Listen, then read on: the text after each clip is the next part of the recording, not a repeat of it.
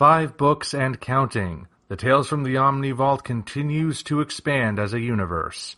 Go ahead and check the links down in the description to get your copies today.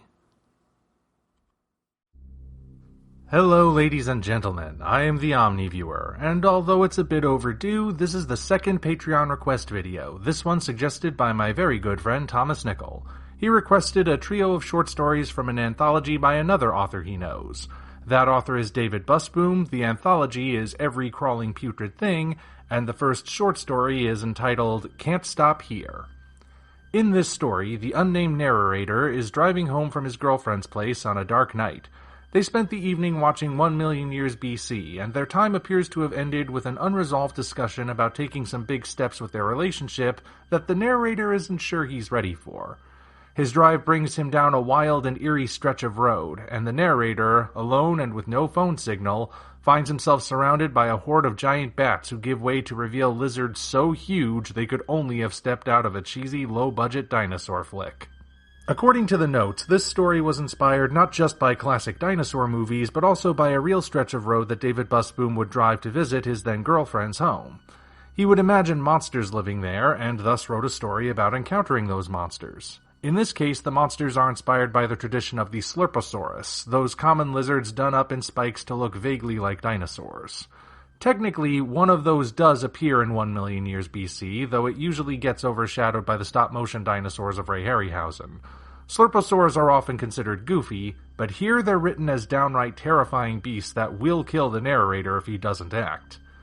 You know, that's sort of what the story is about, albeit in a very strange way. Acting. The narrator admits to having a very relatable problem. He's hesitant to take a major step in his relationship, and the implication is that he has this issue in other aspects of his life.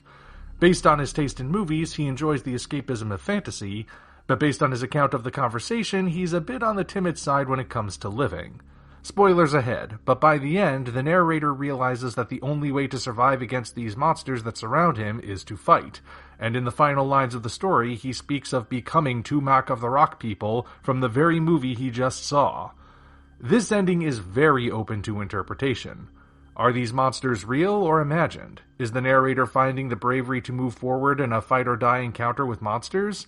Has he chosen to flee into escapism and embrace his fantasy rather than face his relationship issues? I'll let you guys read it and decide for yourselves. The next tale is Those Who Take from Guanji, and I'll bet you already know what inspired this one. This story follows Harry, who's down in Mexico as a physician. He makes a startling discovery when he samples a local delicacy called Poilsaurio, which turns out to be a kind of living dinosaur that's common to the region. He and Mario, a fellow paramedic who Harry has feelings for, make a dangerous trek with some local help to find more of the creatures in the wild and bring them back, not realizing that something much bigger and meaner is waiting for them. This one is obviously inspired by the Valley of Guanji, only with some key differences. It's set in Yucatan instead of northern Mexico, the primary antagonist dinosaur is a T-Rex instead of an Allosaurus, and the humans lose at the end. Badly. That said, don't go thinking that this story is unoriginal. The inspiration may be worn on its sleeve, but the tale itself stands out as being its own thing. The main idea is that this is a personal story of discovery and loss. Harry has the discovery of a lifetime fall into his lap, and he sets out to get the proof he needs, but he's so ill-prepared for the task that he winds up losing everything, including the one person he cares for the most. As such, the tiny hints of how these dinosaurs got here remain hints only. By the end, Harry has lost so much that the discovery no longer matters to him, so learning more is not important. It's a good tale, though it feels like it goes by far too quickly. The pace is so brisk that it's over right as you're getting into it, and the central relationship between Harry and Mario isn't really fleshed out as a result. The most we get is that Harry thinks his crush on Mario is mutual, but it's never confirmed. So it's a bit rushed, but still worth a read. Finally, we have Like Nothing You've Ever Seen Before, Towing the Depths of Izzy Reeves, a lengthy title for a very odd entry. This one is styled like an essay you might find in a Criterion Collection DVD or an introduction on TCM. It accompanies the new Blu-ray release for Children of Ceto from 1961, directed by Isidore Engelmeyer Reeves. Before you go looking it up, I'll tell you now not to bother. Neither the director nor this film really exist. The essay details the short but memorable career of Reeves and gives us insights into the controversial film, available uncensored for the first time ever. Izzy Reeves is described as a talented, maverick filmmaker with a dash of true madness, and his talent was used to make Children of Cedo a bleak, disturbing horror film in an age where that was uncommon.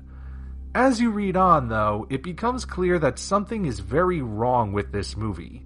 It comes in small snippets that the fictional essayist tries to gloss over, yet when put together they paint a very disturbing image. The cinematography, for example, is described as more like a documentary than a traditional film, which makes the experience feel oddly real. The actors are unknowns with no other credits, and nobody knows where they wound up.